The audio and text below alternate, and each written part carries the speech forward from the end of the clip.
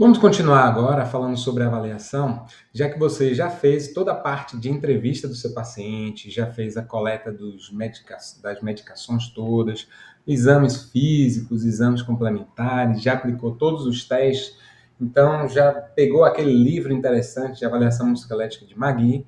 Então, digamos que a avaliação em si, física do seu paciente, já está indo bem encaminhada. Só que agora a gente precisa entender o que fazer com essas informações e abordar o lado funcional do paciente. Como é que eu vou intervir de maneira a melhorar a funcionalidade dele? E aí o primeiro ponto que a gente precisa é entender como abordar isso. Aí eu vou trazer aqui esse material que eu vou já deixar à disposição, tá certo? E aí ele tem uma explicação bem interessante baseado na CIF, que ele tem uma tabela, e é dentro dessa tabela aqui que eu vou fazer minha explicação, tá certo? Imagine o seu paciente ao longo do tempo. Então, o objetivo terapêutico que você vai focar na funcionalidade dele depende justamente em que momento ele se encontra. Se a gente estiver bem no início do tratamento, o nosso objetivo ele vai estar com uma atenção muito forte para as funções e estruturas corporais. E a partir do momento em que o tempo vai passando, o paciente vai evoluindo, eu vou diminuindo essa atenção nas funções e vou aumentando para atividade e participação. Como isso é uma lógica que a gente vai conhecendo e crescendo ao longo do tempo, é como se eu trouxesse esse exemplo aqui agora. Ó. Eu estou com uma dor no braço, aí com essa dor no braço eu não consigo mexer, então primeiro eu vou resolver a dor no braço, para depois ganhar amplitude, depois ganhar força, para só depois daí conseguir jogar tênis, tá certo? E conseguir carregar a minha filha no colo, que é mais voltado para atividade de participação. Então, os objetivos eles mudam de acordo com o estágio da reabilitação. E para isso daí a gente precisa fornecer pequenas vitórias, né? Pequenos objetivos cíclicos que vai garantindo ao paciente essa percepção ao longo do tempo. Então eu vou, de uma maneira prática, dando objetivos mais voltados para função e atividade no início, depois mais para atividade, depois atividade e participação, até participação. Tudo isso aqui depende muito também do contexto dessa reabilitação. Muito mais na fase aguda, intra-hospitalar ou extra-hospitalar, tanto faz, mas na fase mais aguda, está muito focado nesse momento aqui agora, tá certo? Que é de definir as funções. Mas conforme a gente está no atendimento ambulatorial, que é típico esse agora do interdisciplinar, a gente tem que inserir aqui também objetivos voltados para atividade, como realizar um movimento, executar uma ação, tá certo?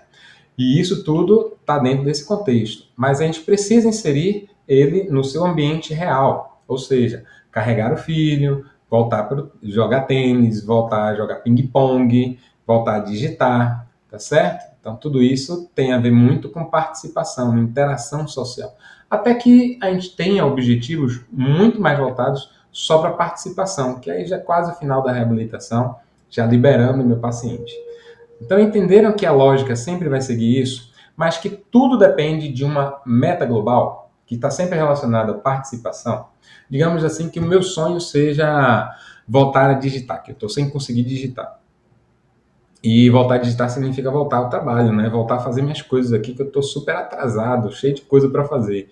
Então, eu tenho que resolver a dor, que está aqui na minha mão, conseguir ganhar a mobilidade da mão, conseguir ganhar força, coordenação, para a partir daí conseguir voltar a fazer a atividade de digitar, para depois digitar, fazer o meu trabalho, que é algo dentro do meu contexto, dentro da minha rotina, dentro da minha vida, tá? Então, tudo depende de como vai ser caminhada essa conversa nesse momento agora, para você e o paciente juntos definirem o que é participação. Veja esse exemplo aqui, que interessante, ó. Imagine uma idosa que está acamada, que ela gosta de almoçar na mesa da sala com a família todo domingo. Só que ela não faz isso sozinha, ela depende dos outros. E ela quer fazer sozinha. E aí vocês juntos pactuaram que a paciente vai poder participar de um almoço na mesa da sala com a família, fazendo tudo isso sozinha. E aí o primeiro ciclo que vocês fizeram foi, ela vai ter que aprender a se sentar sozinha, permanecer sentada por mais de 2 horas, com os mesmos períodos totalmente livres. E aí você segue um ciclo aqui, tá? O ciclo de avaliação para entender as limitações, chegou nesse diagnóstico e traçou essa meta, você vai fazer uma intervenção para alcançar essa meta, e ao final dessa intervenção, que você delimitou um tempo, você vai chegar em dois possíveis resultados. O primeiro é alcançou, então finaliza o ciclo. O outro é não alcançou, reinicia o ciclo. Reavalia, rever a meta, rever as intervenções e ver se chegou no resultado. Para tudo isso aí, você precisa de um instrumento para monitorar esse resultado, que pode ser desde uma foto, um filme, um vídeo, uma escala, um teste. Então, os testes têm relação direta com o objetivo. Se você alcançar, você já pode seguir para outro nível mais avançado, indo aí de uma estrutura, de uma função para uma atividade. E aqui nesse caso, deambular por pelo menos 10 metros com auxiliar de marcha. Pô, já ficou sentado. Agora vamos deambular. E aí, deambular, a mesma lógica. Eu avalio, traço essa meta que já está aqui, faço a intervenção, defino o tempo e colho o resultado. E aí eu posso ter alcançado, finalizo. Não ter alcançado, reinicio o ciclo. Se por acaso eu não tiver alcançado, faço o ciclo todo. Mas se tiver alcançado, eu vou para um novo ciclo, que não necessariamente é uma progressão, mas são objetivos complementares para que a minha paciente possa participar de almoço na mesa da sala.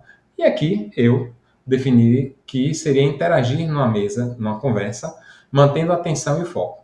Porque ela não consegue dispersar, é totalmente diferente. Você vê que o domínio é diferente aí, né? A gente está falando mais de cognição agora.